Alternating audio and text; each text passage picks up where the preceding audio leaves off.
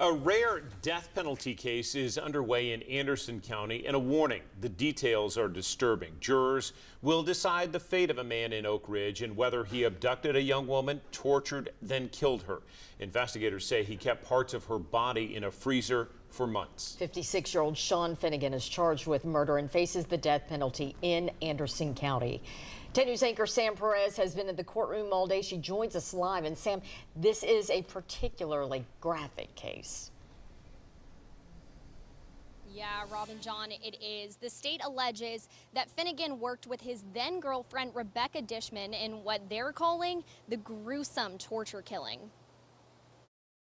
Investigators say the couple lured 35-year-old Jennifer Paxton into their home in 2019. An Oak Ridge police warrant says, quote, once at the home, the victim was held against her will, physically attacked with a baseball bat, tortured, raped, deprived of food and medical care, strangled, and then left for dead. Investigators say at this home on Fairview Road, she was chained to the bed and shackled with a dog collar. The warrant says her body was mutilated with a sharp instrument. Police found her body in the house about 9 months after the killing.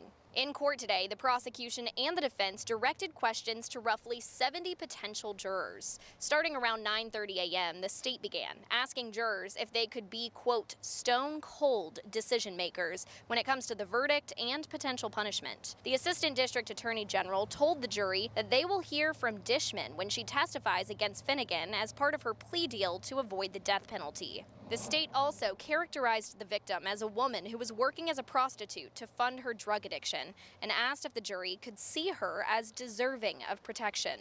The defense began questioning around 10:45 a.m. and reminded jurors their duty is to assume Finnegan is innocent, telling the panel, quote, I have to know you can sit as jurors, not just as punishers.